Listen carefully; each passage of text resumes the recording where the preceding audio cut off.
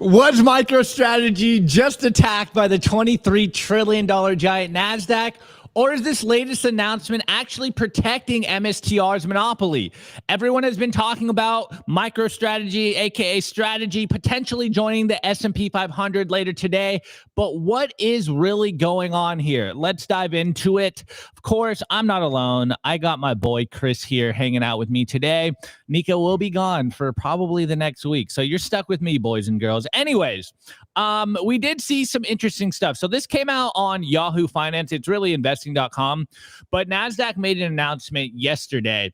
And depending on your read, you could take away a few different things. So the headline is Strategy shares decline as NASDAQ tightens crypto scrutiny. So Strategy shares declined 3.5% after the information reported that NASDAQ is intensifying its scrutiny of companies attempting to boost their stock prices by raising funds to acquire cryptocurrency or Bitcoin. The report indicated that NASDAQ is now requiring certain companies to obtain shareholder approval before issuing new shares for crypto purchases, potentially slowing the recent trend of firms transforming themselves into crypto-focused stock. This increased oversight could delay deals and introduce uncertainty into the market's crypto boom. Going further, according to the report, NASDAQ can now delist stocks or suspend trading if companies fail to comply with these requirements. Of course, this strategy is most effective during the rising Bitcoin prices, making any regulatory delays potentially costly for companies pursuing this approach. And with federal securities regulators taking a step back, NASDAQ has emerged as the primary entity monitoring these transactions through enforcement of its own listing rules. So if you just heard me say that and you're like, what does this actually mean? So it seems like NASDAQ, literally the day before Strategy is on the verge of, at least that's what the rumors is, getting added into the S&P 500. We will learn about that later today. I believe the time is somewhere around like 5:15 p.m. Eastern time, or maybe we'll just say roughly 5 o'clock today Eastern time, we will know if Strategy got added. Now, all the rumors are saying that, yeah, they're going to get added. Again, we've seen the requirements here over here on Watcher Guru. Here are the requirements for a company to get added into the S&P 500. Of course, it's based in the U.S. It's at least been trading for over 12 months on a major U.S. exchange. It has a market cap above $22.7 billion. A minimum 50% of shares should be public. Monthly trading volume of more than 250,000 shares for 6 months. The latest quarter has positive earnings. The last 4 quarters total earnings are positive. Strategy qualifies for all of that. It's done this. It is, at least from our perspective, probably set to go in, though the betting odds are saying it's maybe around 20% that it's going to happen. And the real conversation here is, was this NASDAQ protecting MicroStrategy, which is the read that I've been hearing? Essentially, we all know MicroStrategy has been killing it right now. They're the biggest corporate treasury, Bitcoin corporate treasury company, basically, period. And so if you look at what the report is actually saying, the announcement is actually saying, you could read it as, is this NASDAQ saying that they're going to delist MicroStrategy? Because we all know, look, Saylor basically can do what he wants. I'm pretty sure he still has majority ownership of Strategy, and I don't think he has to get approval by all shareholders written before he does what he does. All the shareholder board members, everyone that buys the MicroStrategy stock knows exactly what he's doing. This is why they buy that stock in the first place, so that he can raise money and buy more Bitcoin. And so one read, like I said, could be, hey, is this trying to slow down MicroStrategy? Is this trying to slow down Saylor from acquiring Bitcoin? Because if he doesn't get the approval from shareholders before he makes these plays, then if you read it one way, maybe a more cynical view, then that gives NASDAQ, warrant to basically delist them from NASDAQ. And if they drop this, again, suspiciously, a day before they're supposedly going to be added, does that mean MicroStrategy is not going to get added into the S&P 500? Even the headline says, more crypto scrutiny. while MicroStrategy stock isn't performing that well, it does lead into a narrative of, is Wall Street attacking strategy? Is Wall Street attacking what Michael Saylor is doing? Now, there is the other flip side of the coin, which is this could be a play to essentially protect strategy's moat here. So like maybe this is strategy is going to get added into the S&P 500 later today. And then any new company that's trying to either be listed on NASDAQ or get added to the S&P 500, now there's, an obligation for NASDAQ to be like, actually, you guys can't be added because you guys are doing things without your shareholders' approval. And that would essentially create a regulatory, well, not a regulatory moat. It would essentially create a moat around MicroStrategy so that they would be the superior Bitcoin treasury company. And so we don't know exactly what's going to happen here. It depends on how you read this. If you read this cynically, then maybe it's, another Wall Street attack on strategy, essentially trying to dampen the Bitcoin signal going worldwide because, hey, strategy has been killing it. If they get added in the S&P 500, that's basically more passive funds coming into MicroStrategy. They can continue to do this flywheel.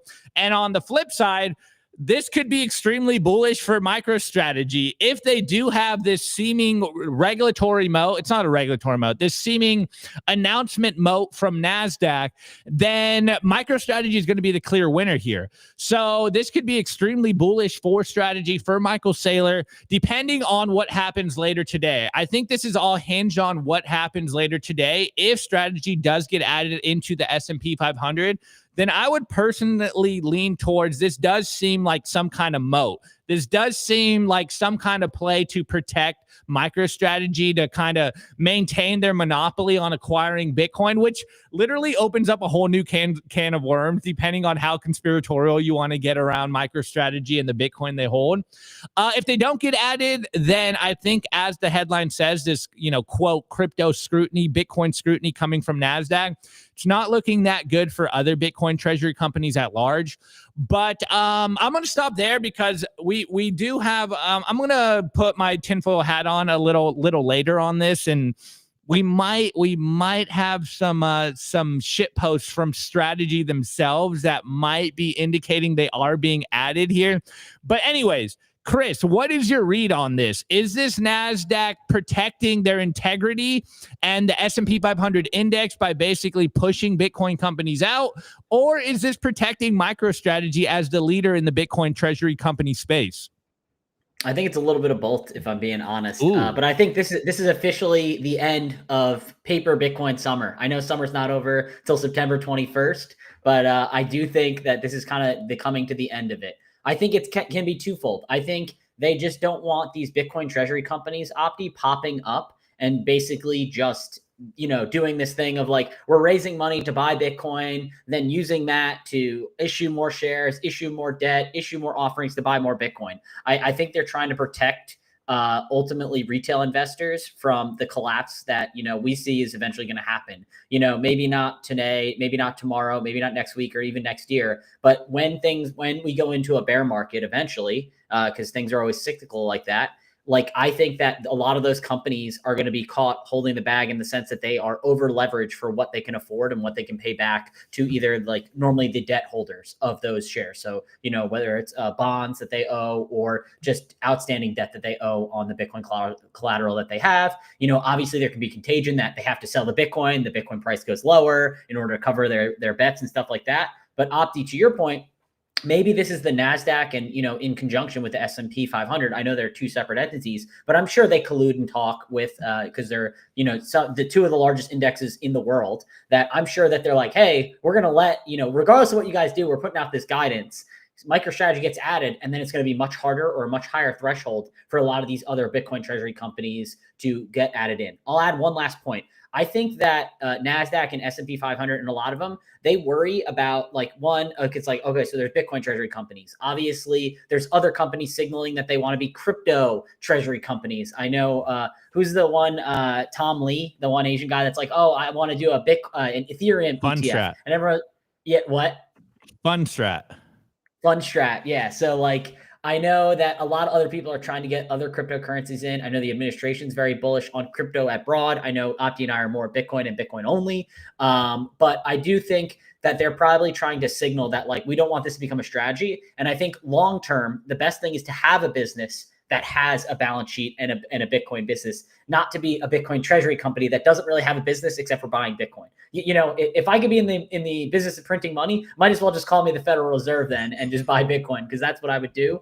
But yeah, I do think that is they're trying to signal the market that they just don't want this to be only Bitcoin treasury companies or other crypto companies at large going into these indexes on basically just a flywheel strategy. Well, the way these I was going to say the way these Bitcoin treasury companies are performing, it would seem like the S&P 500 would just be Bitcoin treasury companies, but they've recently gotten a lot of hot water. The stock prices aren't doing too hot on these Bitcoin treasury plays, though it does look like MSTR is kind of rebounding right now, and maybe that's people expecting them to get added into the S&P 500. But I love the perspective of like an and both kind of situation, you know, that this could be kind of one of these views. It's like, all right, well, we kind of can't ignore MicroStrategy anymore, but we want to minimize the damage going further so the other companies aren't also just getting skyrocketed into these positions. But it did make me think of actually someone in the chat said something. It did make me think of this ongoing trend that Bitcoin companies in general have to go through a higher level of scrutiny than other companies.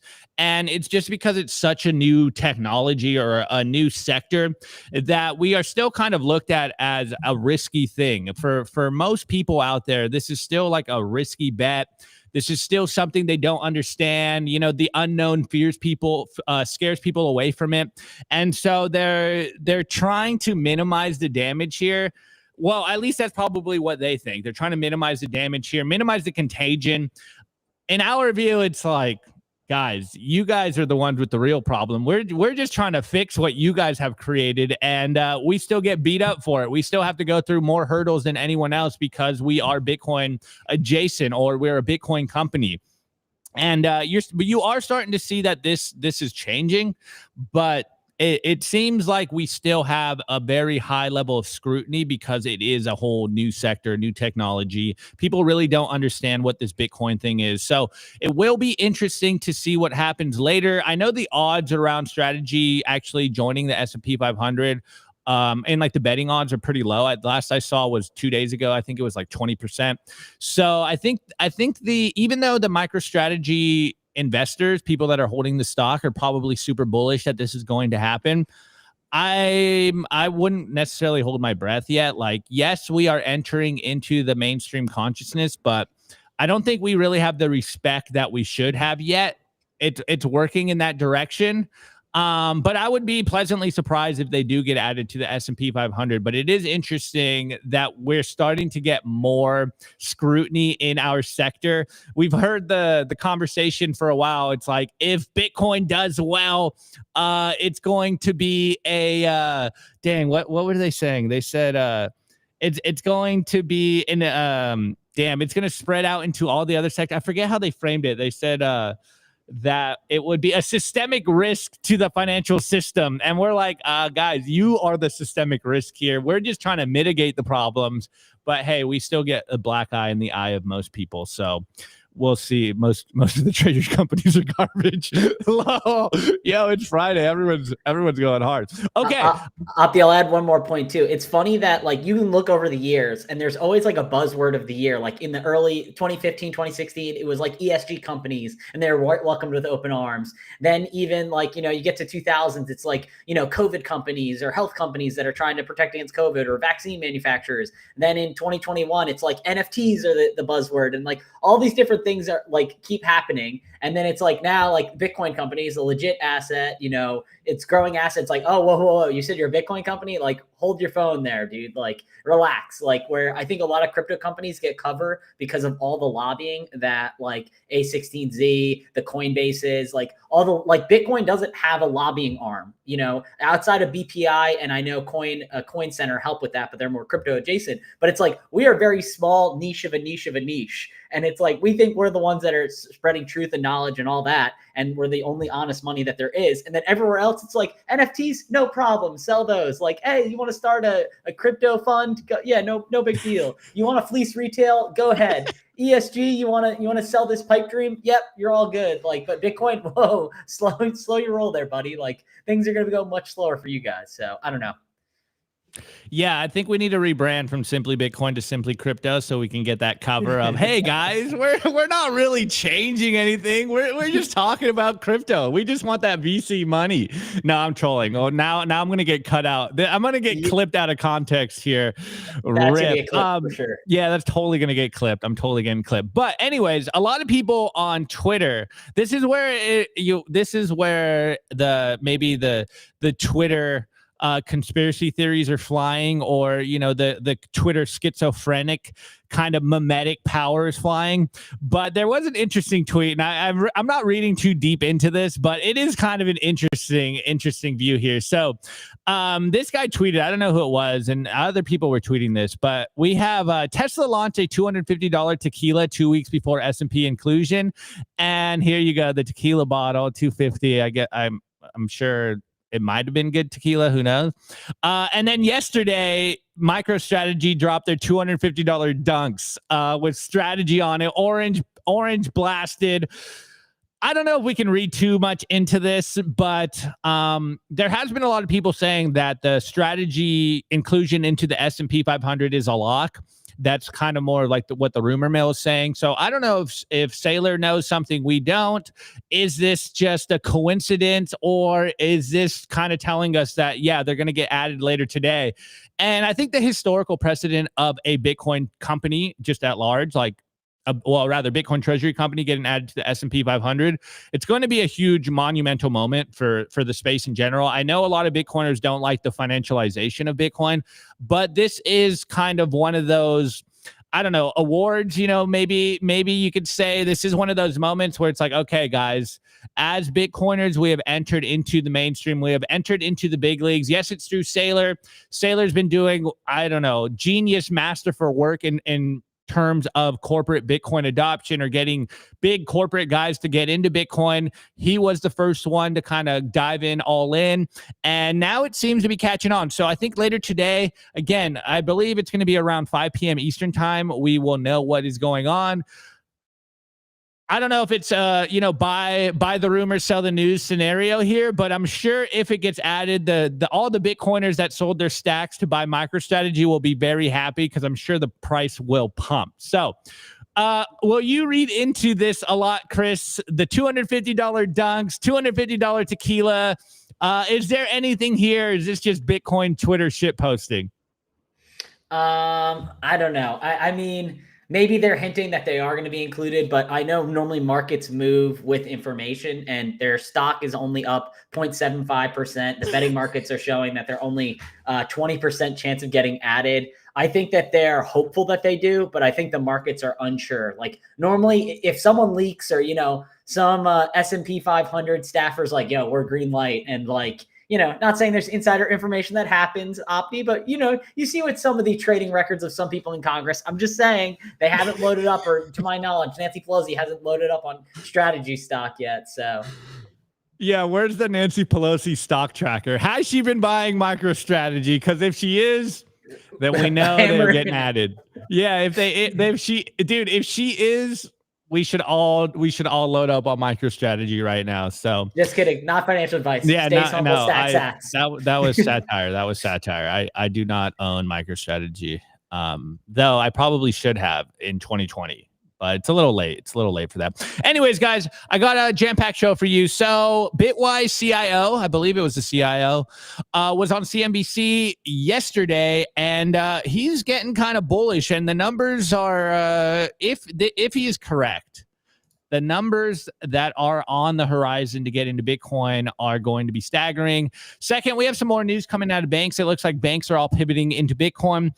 And then third, in the culture, there was an interesting clip on Diary of a CEO, one of the biggest podcasts right now. I was actually looking at his podcast yesterday, just his growth. And this guy got like 10 million subs in about like a year or two. It's absolutely incredible. Anyways, there's an AI researcher on it, and he was even joking about this is not financial advice, but he has an interesting take on AI and Bitcoin and basically why you need to buy Bitcoin.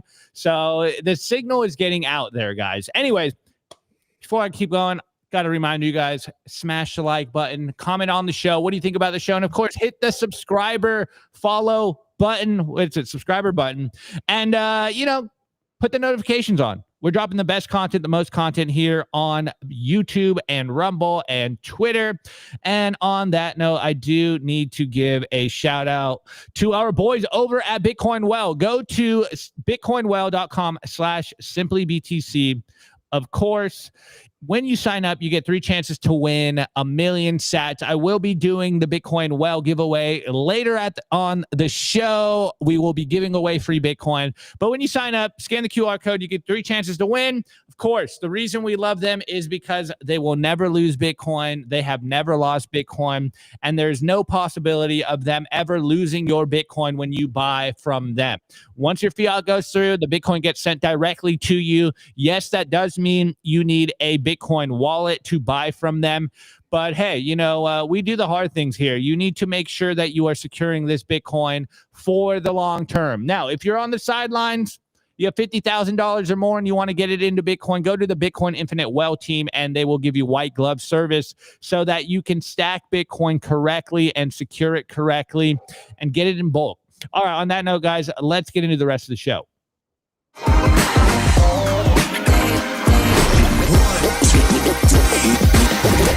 I want to give a shout out to our partner, Stampseed. Is your Bitcoin in cold storage really secure? Are your seed phrases really secure?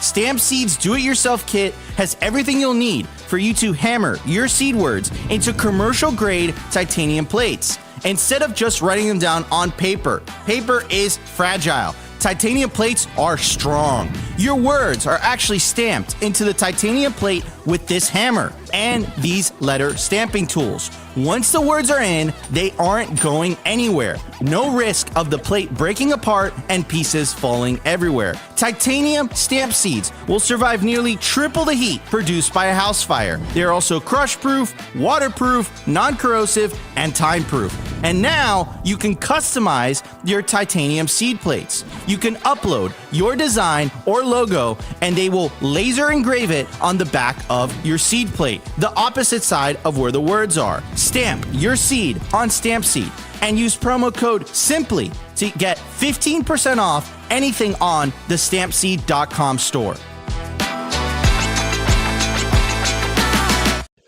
Okay, guys, let's go over here to Clark Moody's dashboard.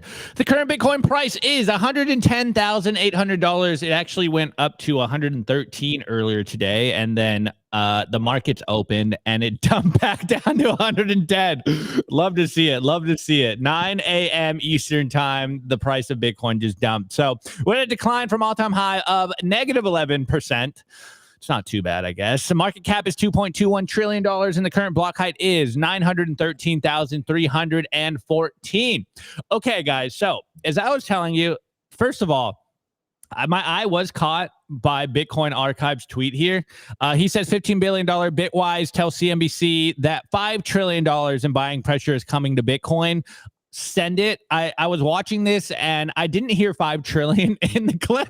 So Archie, I don't know if you missed the one on this or what, but it is interesting. It is an interesting tell of what's going on. It's essentially what we've been saying for a while. It does seem like the institutions are here. They haven't fully dived into Bitcoin in mass yet. They're kind of still tiptoeing into the market, maybe investing 1% of their portfolios. But even if they continue to do that, I think it's 3% of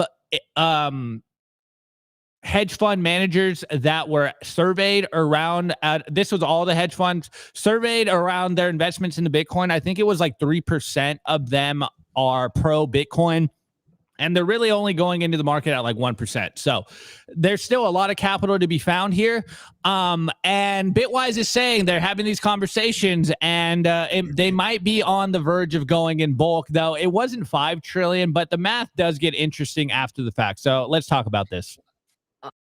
Well, every day at Bitwise, we talk to institutional investors. These are RIAs, hedge funds, family offices, high net worth individuals, and the pattern continues to emerge that more and more of these investors are starting with a 1% allocation to Bitcoin as they build their portfolio. And then what we've seen time and time again is those 1% allocations ladder up to 2, 3, 5%. Now, many investors that we're speaking to have a much larger allocation than that, but we believe that investors will allocate somewhere between 1 to 5% of their portfolios to Bitcoin. If you just take a step back and think about how Bitcoin has a 21 million supply, or how Bitcoin has a 21 million fixed supply, and if you think about what a 1 to 5% allocation would be for the 100 trillion institutional investment space, that's 1.5 trillion of additional buying pressure for Bitcoin over the next 10 years. And that's why we think there will be a continued sustained supply and demand imbalance that will drive the price higher. Hey, I would love to see that come in. 1.5 trillion sounds good to me. Though he did say one thing at the end, and then I do kind of want to touch on the 1.5 trillion number. It's kind of what I've been saying the last couple of days. I think we're all kind of underestimating the unlimited bid that we're on the verge of seeing. Yes, it's been trickling into Bitcoin, but we're starting to see that these institutions, sovereign wealth funds, nation states want to acquire a position in Bitcoin. And if they do that and they have this long-term horizon about it, we might be seeing an unlimited bid in the sense that we will always get a buyer, a constant buyer of Bitcoin. And of course, what does that mean? It means the price is going to go up. Maybe it'll be slower than a parabolic run, but if we get a constant bid, it means two things: price is going up and probably less of a bear market. So I'm all for that. Now, this morning when I was covering this clip, I was chatting with Luke about it, and he reminded me of, we were using the 5 trillion number, and we were like, man, this is a juicy story when it comes to $5 trillion of capital coming into Bitcoin, because everyone usually thinks that it's like a 1-to-1 addition to the market cap. Oh, if 5 trillion or 1.5 trillion comes into Bitcoin, then that means we're going to add 1.5 trillion to the market cap. But again, a lot of us kind of forget about the multiplier effect, basically because Bitcoin is liquid, but it's so illiquid in the sense like there's not that much Bitcoin that is being traded. It's the multiplier effect, elastic. There's not an elastic supply, so exactly. We're stuck at the 21 million cap. Exactly. And so the multiplier effect is where things get very interesting, because you can use different numbers. A conservative end, I think we heard multiplier effect is about 3 times. On a more extreme level, we've heard 21. If you use the average, I think it was around 8 times. So essentially, I'm going to use the conservative numbers here. So for every dollar that comes in, essentially the price will move up $3. So if you want to look at 1.5 trillion coming into Bitcoin, it's not 1.5 trillion simply being added to the market cap. That would lead it to what? A 3.75 trillion or $3.71 trillion market cap. That sounds nice, but if you do a multiplier effect on this, it's what? About 4 trillion coming in. So that would mean Bitcoin's at like a $6 trillion market cap. That sounds fun. I'd be here for this. And that's a price move to about the 300,000 range, like 280 exactly. to like 350-ish, 300,000 per Bitcoin. Opti, I guess the one thing I'll note is I think the 1 to 5% and the 5 trillion is what they're saying is you're taking 3 buckets, and the 3 buckets are bonds, equities, and cash. So bonds globally, 300 trillion, equities about 115 trillion, and money, call it 120 trillion. So adding those 3 together, yeah, it's like $535 trillion, but let's just say 500 for round even numbers. 1% allocation of those buckets, that's excluding gold, collectibles, real estate, natural resources, like other things, but just in those 3 buckets of equities, bonds, and cash, it's saying 1% of 500 trillion, moving that into the allocation of Bitcoin is 5 trillion. So I think that's kind of where the loose number of where they're getting it. Like global assets about 900 trillion, but that's excluding real estate, natural resources, gold, art, excluding Bitcoin as well, cars and collectibles and such. But yeah, I think they're just kind of looking at those 3 buckets of cash, equities, and bonds. Well, all right. We'll do the $5 trillion capital coming in, because this is where the math was very interesting. It depends on what multiplier effect you're using, but if 5 trillion does find its way into Bitcoin, and say we're doing a multiplier effect of 8, that's what, $40 trillion added to the market cap. That's where Bitcoin goes from where we are today, 100K, to about $2 million.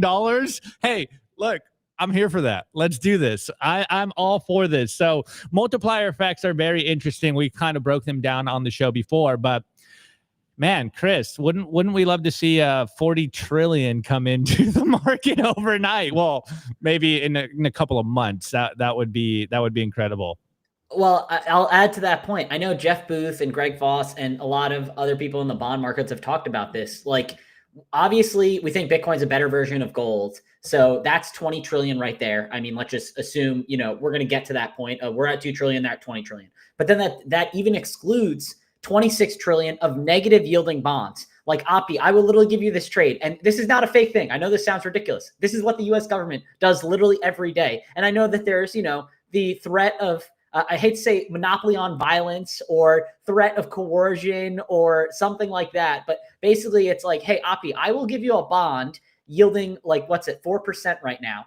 And I guarantee that I will give you back, on nominal terms, $104 worth of that bond. And you're like, oh, that's okay. Again, a 4% return. But that excludes the amount of money printing that I'm doing, that the purchasing power of that $104 is only going to buy you about $97, $95, maybe $90 worth of goods and services. That's obviously whatever you're assuming your inflation rate is. Obviously, the Federal Reserve cooks the books and uses CPI numbers, excluding housing or energy or all these different things, and they say it's around 2. Now it's at 3% because we had COVID and all this money printing. But if you want to use other things like the Chapwood Index or Shadow Stats, that's much higher at 7, 10, 15% per year. And obviously we're seeing assets inflate, the S&P 500 or, stocks, bonds, real estate, whatever it is. Like those assets are going up in conjunction with inflation. And obviously what they do in the CPI index is they replace, instead of, 1 pound of steak, oh, we're going to replace it with 1 pound of chicken. Oh, chicken's getting too expensive now. Oh, it's 1 pound of pork. Then it's going to be 1 pound of meat equivalents. Then it's going to be 1 pound of Impossible Burger meat, like, fake chemically made stuff. So like they're always changing the basket of goods in order to fit their narrative, to fit and look like the numbers aren't as bad as they say they are. So it's just the corruption of money leads to the corruption and the manipulation of everything. There's a great quote by Jeff Booth, and I'll leave it on this. If there is scarcity in money, there's abundance in everything else. But if there's abundance in money, fiat, then there's scarcity in everything else. So just think about that. I know it's a great quote, but yeah, it's just scarcity and abundance of money versus raw materials or goods and services that you want. So I think it's a great quote by him. And I think it really highlights the fiat dilemma that we find ourselves in. Yeah, I was going to say, we don't really have to think about it too much. We're kind of living through it currently as we speak. There is an abundance of money, and they're talking about creating even more money. And there is a lot of scarcity in things currently playing out. So, hey, I know it sounds utopian for a lot of people of what Bitcoin future might be like, but I don't think it's utopian, man. It's pure maths here. We're going to go back to Bitcoin is maths. It's very simple. All right, guys, I got to keep it moving. The storm's going there. It's like stormy here, and I think I got to go on the hard line. So we're going to keep it moving here because I might get shut off real quick. Give me 1 second. I want to give a shout out to our partner, Ledin, the leader in Bitcoin-backed loans. Unlock the liquidity in your Bitcoin without having to sell your Bitcoin. They've issued $9 billion in loans to over 10,000 customers since 2018. I absolutely love these guys. Not only do I have an account with them, but I also have a loan. And what I love about them is that there are no monthly payments, and you could pay back the loan at any time. As soon as you send your Bitcoin as collateral, you'll have cash in your account within 24 hours. Over 1,000 5-star customer reviews, and they've never lost a single dollar or sat of customer money. Go to learn.ledn.io/simply today, and you'll get 0.25% off your first loan. I want to give a shout out to our partner, sat123.com. Sovereignty isn't just about your money. It's about your communications too. When the grid goes down, most people go dark. Cell towers fail in hurricanes, cyber attacks, and blackouts. But satellite phones, they don't rely on local infrastructure. Iridium has 77 satellites in orbit, giving you a direct line anywhere in the US, even offshore. If you hold your own Bitcoin keys, you should hold your own comms too. Sat123.com also has everything you need to start building your Bitcoin citadel. Starlink, battery backups, Faraday bags to protect your hardware wallets, and much, much more. It's a one-stop shop for anyone serious about resilience and off-grid independence. Stay connected, stay independent, stay sovereign. Go to sat123.com/simply today and use promo code SIMPLY to get 15% off anything on the store.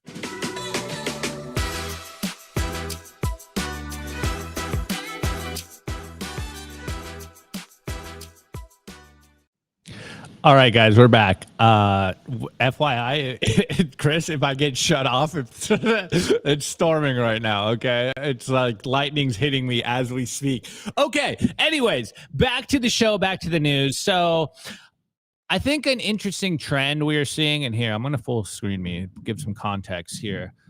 This news in and of itself is probably not that interesting, but it is showing that because we are seeing more regulatory clarity, or rather more talk of regulatory clarity, you're starting to see that the institutions are feeling a little more comfortable around Bitcoin, and now they are starting to make their moves. And so this really leads to what is coming down the pipeline. And that's where we'll probably take this conversation. So U.S. Bank resumes Bitcoin cryptocurrency custody services for institutional investment managers. So the U.S. Bank announced today, was this today? Yes. Oh, no, this was actually a day ago. U.S. Bank announced today that it has resumed offering cryptocurrency custody services originally announced in 2021 as an early access program to Global Fund Services client. The services are intended for institutional investment managers with registered or private funds who seek a secure safekeeping solution for Bitcoin. NASDAQ, a Bitcoin company basically backed by Bitcoiners and bridging the gap in Wall Street and institutions, a vertically integrated Bitcoin financial service and power infrastructure firm will act as the Bitcoin sub-custodian. Quote, "We're proud that we were one of the first banks to offer cryptocurrency custody for fund and institutional custody clients back in 2021, and we're excited to resume the service this year. Following greater regulatory clarity, we've expanded our offering to include Bitcoin ETFs, which allow us to provide full-service solutions for managers seeking custody and administration services. NASDAQ is honored to partner with U.S. Bank as its primary provider for Bitcoin custody services. Together, we can bridge the gap between traditional finance and the modern economy by facilitating access for global funding services clients to Bitcoin as sound money delivered with the safety and security expected by regulated financial institutions." And, you know, U.S. Bank, $686 billion in assets. NASDAQ is basically a Bitcoin company that just kind of got launched a few years ago on Wall Street. It's backed by Chris. You probably remember who I'm blanking on his name. NASDAQ. Is it Ross Stevens? I believe Ross Stevens. Sorry, yeah, Ross Stevens. Yeah. He's a OG Bitcoiner. He's been around for a while. And then I think the big takeaway here is this one quote here. Obviously, we're not the biggest fans of ETFs, but hey, Wall Street loves ETFs. We're seeing the impact that the BlackRock ETF has made. We're seeing the impact of ETFs in general. Again, I have this whole theory that I think since ETFs got launched, it's fundamentally shifted the market structure of Bitcoin, and we are in a new paradigm ever since they launched the ETFs. But it's basically this quote right here. "Following greater regulatory clarity, we expanded our offerings to include ETFs, which allow us to provide full service solutions." Now, of course, I wouldn't be trusting banks with my custody solutions. Obviously, I'm not an institutional manager here. I don't have a license. I don't run a firm or anything like that. And of course, there are more stringent regulations for people that do run firms. But I think the point remains the same. As we're seeing in this last year, or rather since Trump started running for office and coming back in as president and embracing Bitcoin, we are seeing a shift in the regulatory landscape around Bitcoin, and this seems to be a good thing. And I hate to use the term net positive here, but it does seem like since we are on the verge of seeing a more regulatory clarity, we're about to get clear rules of the road here. All the banks are trying to get into Bitcoin, whether that's trying to get MicroStrategy exposure or whether that's trying to essentially get their foot in the door and become a, quote, crypto adjacent company with custody or offering these services to their clients. Of course, they want their fees. They want to make money. But it does seem like we are entering an era where we're no longer going to get fought here. That since they are embracing our industry, all the biggest players are embracing this industry as well. Whether they want to or not is besides the point. I think Jamie Dimon is like the best example of this. He's like, look, I don't like this thing, but if my customers want to buy this, I guess I will offer it to you guys. So this could be a bending of the knee moment where, look, they're realizing there's something on the horizon. If we do get a sense of regulatory clarity here, if the rules of the road are laid out so that they can feel that they can come into Bitcoin in bulk, I think we're slowly but surely just taking over the world. Ever since Trump announced we are going to become the Bitcoin superpower of the world, he is following through in terms of whether banks can come in, SEC flipping 180% on their view of Bitcoin. And now it seems like other banks are following suit. So again, I'm not all for banks custodying your Bitcoin, but it just shows that they want your Bitcoin. They want a little piece of this action. And if you've been sitting on the sidelines and waiting for signals of maybe, now's not the right time to get into Bitcoin, we have, I think, all the signals you need to relieve you of this stress. We have institutional managers pushing their portfolios from 1% to 5% to Ray Dalio saying like 40% to now the banks coming into the space and saying, yeah, we're going to custody this stuff. We want to offer Bitcoin ETFs. It seems like the big money's here, guys. It's no longer just speculation that they're here. I think they are starting to really pivot and force into the Bitcoin industry, for better or worse. But they want a little piece of the action. So I think this is more tacit approval that Bitcoin is slowly but surely eating away at the traditional financial system. Anyways, Chris, from a slightly higher IQ vantage point, what's your view on this? I think the banks want a piece of the action, but they want a piece of the action with the institutional investors. I think that the banks are kind of, I hate the rules for institutional money. It's like, I think you need a net worth of $2 million, or you need to have made 200,000 over the last 3 years, or I forget what the rules, something like that, which is a very high bar, or for most people, especially compared to the average in the United States. But the thing that's funny, it's like, hey, we want to help you, but only if you're high net worth. If you're a pleb, go fuck yourself, basically. So I do think that like they're going to roll it out for them and their friends first. And then when they're like, oh, like now we're going to offer you something at much higher interest rates or much worse offerings. So I think the best bet is to stay humble, stack sats. We are trying to become the debanked or the unbanked. We don't want to work with banks personally. I mean, yeah, if they want to learn about Bitcoin, yeah, sure, we can show you how to set up a hardware wallet and do that on Sparrow and stuff. But if you want to learn, like you don't have to fit into the mold of the old system. We're trying to build a parallel, much better, much robust system. So I definitely think the reward will be to the people that stay humble, stack sats, take the Bitcoin into cold storage, and they're able to utilize it themselves. I want the banks coming to me being like, yo, can we have your Bitcoin for some, like they're asking a loan from us Bitcoiners to give us their Bitcoin. And when I say, let me think about that. No. And when they're like, no, pretty please, it's like, either it's going to be a very, very small part of my stack, or the interest rate that I'm going to charge them is going to be laughable. And when they're like, bro, what the hell? I don't want to pay this. It's like, well, then you're not getting my freaking Bitcoin. So I definitely think that's the long-term play. I'm with that. Yes, I will provide you some Bitcoin liquidity if I'm able to charge you an arm and a leg like you've been doing to us forever. Oh, what's credit card rates? 29%. Add 20% on that, and then we'll talk. 100%. Though you did say something that I did find interesting. In regards to, yeah, they're going to do it to their high net worth friends first. and then eventually it'll get to, the average person. But while you said that, I was just thinking, if it's good enough for rich people, it's probably good enough for me. So I should probably be buying some Bitcoin more. I should probably be doing these things.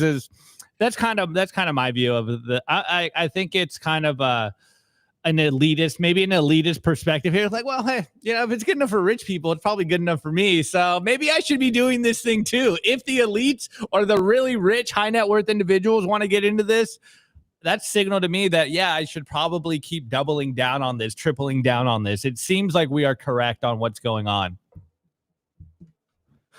Okay, guys, let's keep it moving because I think this end of today's show, it's Friday. I kind of like this conversation a lot in regards to what AI and Bitcoin will do and what this all means for us here. So let's keep it moving to the end, and we will wrap up today's show.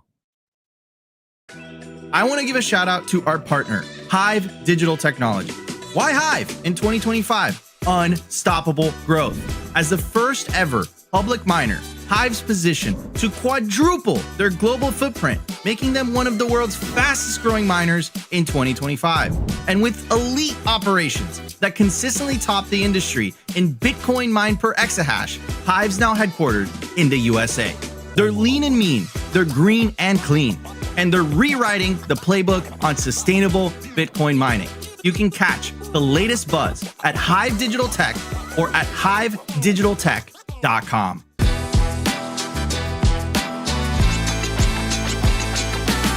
I want to give a shout out to our partner, bitcoinben.io.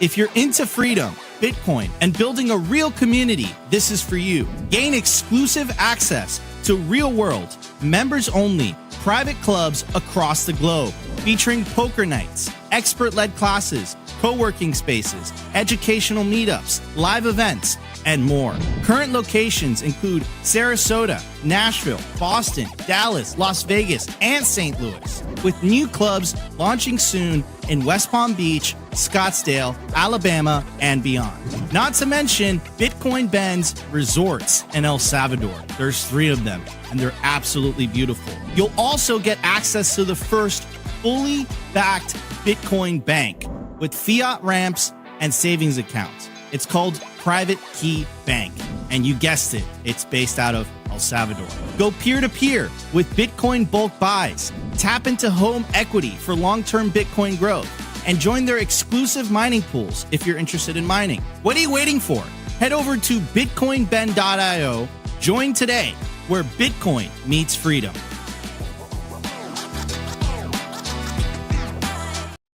All right, guys. So shouts out to Rhino Bitcoin app. They clip this, and the real significance is, of course, this is a culture. And it seems like the Bitcoin signal is starting to get into bigger and bigger.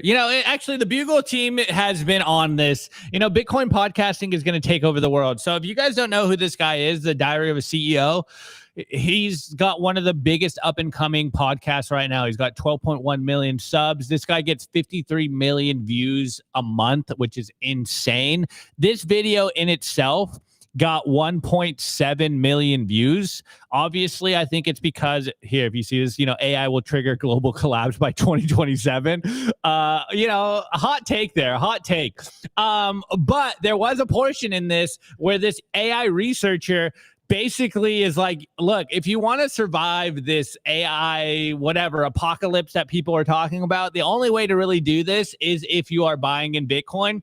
And I think the fact that they're having this conversation on such a large platform really just goes to show that, one, a lot of people saw this clip and now are thinking about buying Bitcoin. And 2, Bitcoin really is the solution for all the crazy stuff that we find ourselves in. So it's a short clip. I'm going to play it for you, and then Chris and I will chat about it. I think, Chris, are you a little more AI? Are you more AI savvy than me? I'm kind of a Luddite when it comes to AI. No, we're both Luddites. Okay.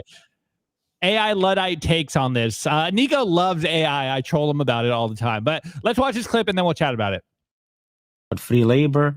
What's money? Is it now Bitcoin? Do you invest in that? Is there something else which becomes the only resource we cannot fake? So those things are very important research topics. So you're investing in Bitcoin, aren't you? Yeah. Because It's the only scarce resource. Nothing else has scarcity.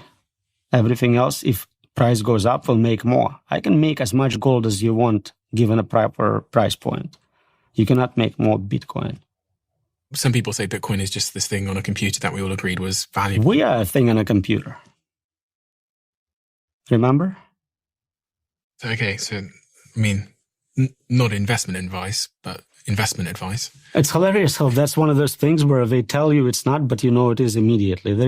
Your call is important to us. That means your call is of zero importance, and investment is like that. Mm-hmm. Yeah. When they say no investment advice, it's definitely investment advice, but it's not investment advice.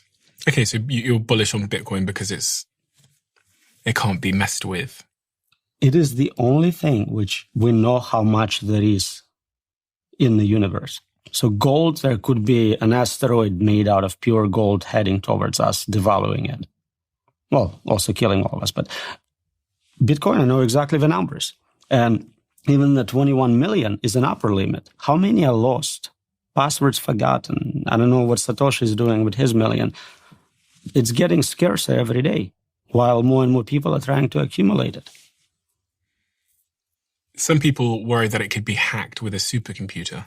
A quantum computer can break that algorithm. There is strategies for switching to quantum-resistant cryptography for that. And quantum computers are still kind of weak. Do you think there's any changes to my life that I should make following this conversation? Is there anything that I should do differently the minute I walk out of this door? I assume you already invest in Bitcoin heavily? Yes, I'm an investor in Bitcoin. This is financial advice. I love that, Ed. What should you do right when you leave this room? Go balls deep into Bitcoin? Like, did you not hear what I just said to you? Literally did a whole video about how AI is going to, change the fundamental nature of our world. And he's like, the only thing that you can really do is buy Bitcoin. So what should I do after this? Buy more Bitcoin. Like, what are you talking about? Of course. Did you not just listen to what I just said? It's something about the Slavic languages, or he's Latvian, but like that Slavic, Russian, Ukrainian accent that just makes everything they say seem more serious and like more like dire. Like, you should like go after this and buy more Bitcoin. Yeah, and also, guys, legally speaking, this whole show, everything on this channel is not financial advice. I am not your macro. Not lawyers. What was that? Not lawyers. And not exactly. advice. I am not your financial advisor. I am not your macro advisor. I am your financial entertainment here. This is not financial advice. But yeah, no, I mean, look, I have heard a lot of people, and again, full disclosure, I'm not the biggest AI person. I'll use ChatGPT here. Like last night, I use ChatGPT like a glorified Google search. That's kind of how I look at it. I kind of compare them against each other. I use Perplexity as my search browser. I'll use ChatGPT and I'll use Google, and I kind of, I look for the answers and then I kind of compare what they all say, and that leads me to the bottom. I'm not one of these people that uses AI as like their best friend or their personal therapist or something like that. I'm a little more cynical. I have the Elon Musk kind of view here, where like AI is a demon and you're congregating with demons. Hey, I'm a superstitious 42 IQ person here, but I have seen a lot of people hit on those two ideas. AI is, their AI is going to take our jobs. We're all going to be out of work, or the quantum computer FUD. And I just love to see someone that's in AI essentially be like, no, dude, like, do you understand this Bitcoin thing at all? It's the only thing we know in the universe that we know. There's what the amount is, 21 million hard cap. And actually, Chris, it really does kind of lead back to that quote you were saying. Was it Jeff Booth quote that you said? The abundance in money means there's scarcity in resources. If there's a scarcity in resources, there's an abundance of money. Exactly. And if we do have the access to all knowledge through AI, and everything does, basically, I guess maybe, I don't know the whole AI Armageddon view. Like we're basically worthless and we don't ever have to do anything because AI does everything for us. And what's the point of living? The point of living is to acquire more Bitcoin, guys. Because, hey, if AI is going to give us everything, There's only one thing that we know is truly scarce. It's Bitcoin. 21 million hard cap. This is the beauty of it. This is why Bitcoin will win. So I love that we are starting to see these conversations go into, or rather break out of our echo chambers, because guys, you already know. The only people buying Bitcoin right now are Bitcoiners. The only people talking about Bitcoin are Bitcoiners. We're basically talking in a giant echo chamber, but it's starting to break out. And once more people, intelligent people, like you said, someone with a seemingly smart sounding accent here, it does hit a little harder.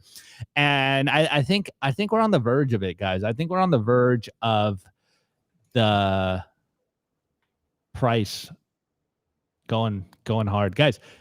I keep getting trolled. You guys keep saying I'm a moon boy. I am a moon boy. I'm a moon boy and a freedom maxi. This is who I am. I'm unashamed about who I am. This is what I do. This is my life's work. Moon boy, freedom maxi. That's my new title here. Anyways, Chris, are you concerned about AI? I kind of take the take that you take, Opti. I'm more of skeptical of AI. I think we know there's literally movies like Terminator movies are literally about this, with like Skynet and like it taking over the world.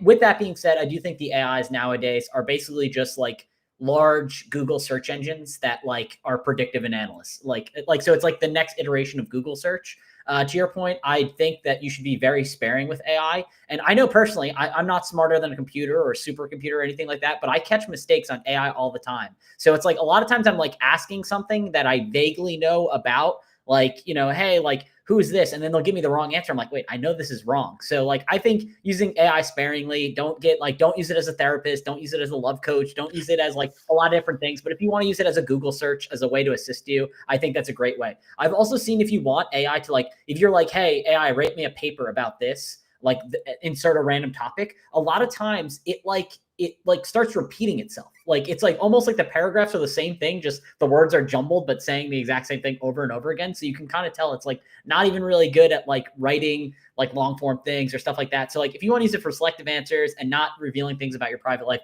I think that's the best way to do it.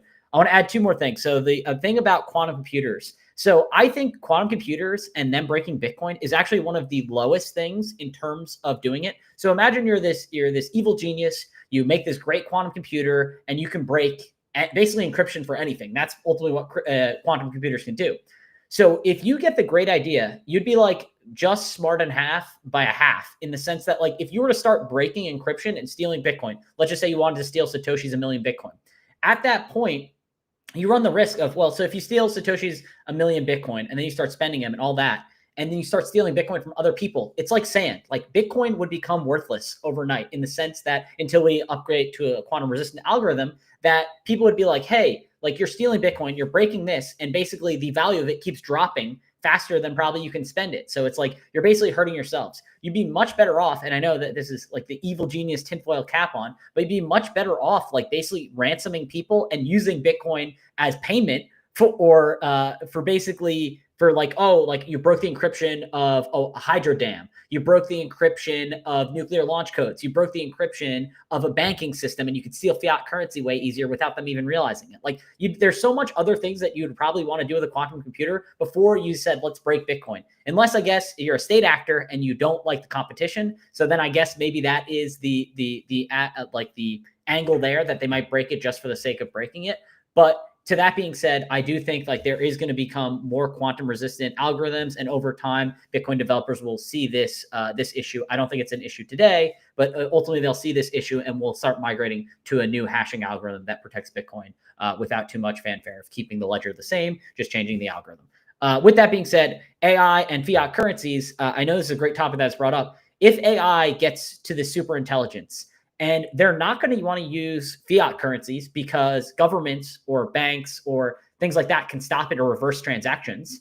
They're not going to want to use other cryptocurrencies that have backdoors or that can be broken or that can be the rules can be changed, like Ethereum when the DAO hack and they like literally changed it and forked the code.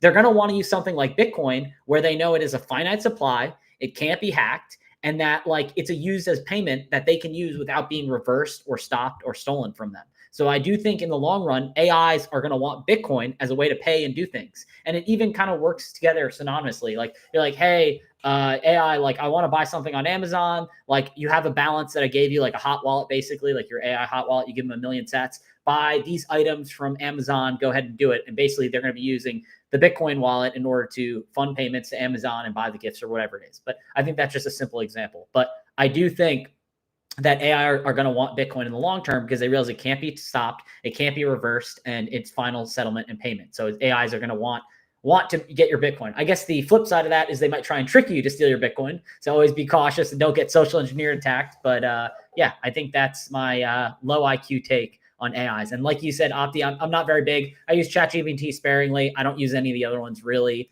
And I basically use it as a Google search for here and there. Yeah, I use it as a Google search. Google's trash now, guys. Google is horrible. Like whatever they did to Google, where you have to search for like 6 pages to get to the right results, is like it's horrible. I just ChatGPT it, Perplexity it. And even their AI, like they're like AI generated answer, and like you'll see the AI generated answers like this paragraph, and you're like, you literally see the next article below it is like different from what they're telling you. You're like, this is dumb. Like, why? You're like, you can even see in the first 3 links you showed me, this is not what you wrote in the paragraph here. So yeah.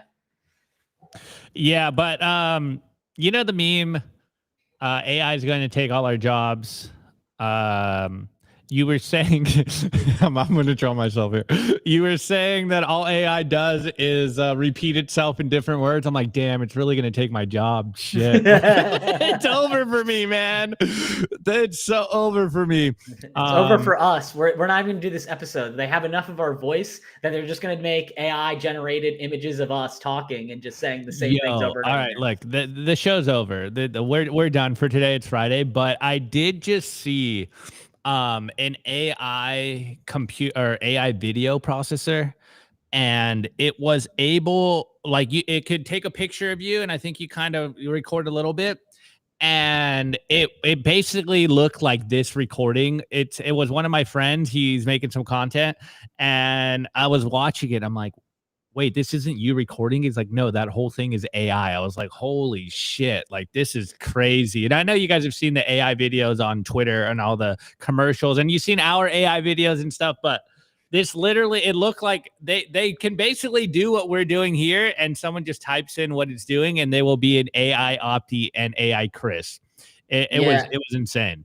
I mean, there was last year, or like probably a year and a half ago, there was an AI that was really good with voice. I forget which one it was or whatever, but basically they made a song with like Drake and Jay-Z, like 2 separate songs. And you would like, I don't listen to music that much, but like I showed it to my wife. I was like, yo, check out this new Drake song. And she like likes Drake. And she's like, whoa, that's like pretty good. I'm like, this is all AI. She's like, no fucking way. I'm like, yeah, it's literally like fake. What was that? BBL Drizzy?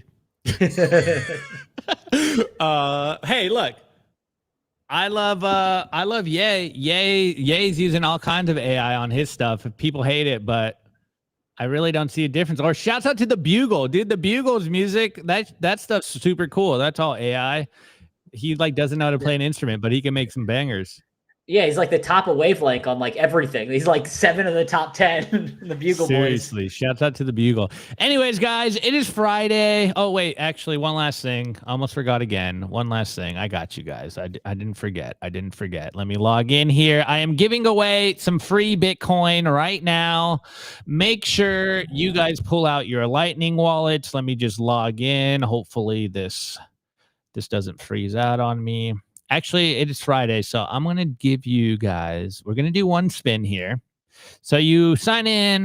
Once if you scan our QR code earlier here, actually, I'll do it again. You scan this QR code, you got 3 chances to win 1 million sats. When you buy Bitcoin, you get more wishing well points. When you refer people, you get more points and more chances to win 1 million sats, which is what? About $1,000 right now in Bitcoin. It's a good little nest egg to start. So here we go. We're going to play, and the drum roll, please. Drum roll in your head as we wait for it to go. First one to scan with their Lightning wallets gets 608 sats. So giving some free Bitcoin. And someone did say earlier, How many unclaimed sats do we have? I don't know if they were talking about us, but it's Friday. So let's see if there's unclaimed sats in here. And we'll do essentially a second one. So unclaimed sats, this takes a little bit. This takes a moment. Anyways, guys, we appreciate you. We love you guys. We wouldn't be here without you.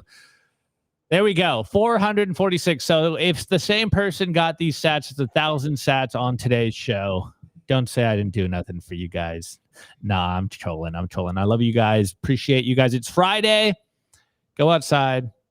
Touch some grass. Get some sun, guys. I'm really big on the Jet Cruise sun stuff. I'm sun maxing. So right when you wake up in the morning, 10, 15 minutes of sun, your life will get better. Though I think I'm drinking too much caffeine because I'm still not sleeping. Like my circadian rhythms aren't aligned yet. I'm still not going to bed until about after midnight because I drink I did the math yesterday. I drink 700 milligrams of caffeine on average a day. It's insane. My heart's gonna explode on me. Anyways, call your loved ones. Eat some good food, guys. I'm gonna cook a steak this week. Anyways, Chris, good to see you, man. Always good to see you, man. And I will see you soon. And yes, guys, don't date your AI. Last final message: do not date Elon's AI e-girl. But Super Cycle Steve O.B. says AI girlfriends don't nag you. Also true. So. All right, guys, we love you. Actually, next week, guys, I'm going to be holding down the fort. Nico is on a trip to Paraguay. We have some things cooking for you, but you're stuck with me all week, guys. So I'll see you on the flip side. Have a good weekend. See you on Monday. Peace out. Peace out. Today's episode was brought to you by BitcoinWell.com, a Bitcoin-only platform on a mission to enable financial independence.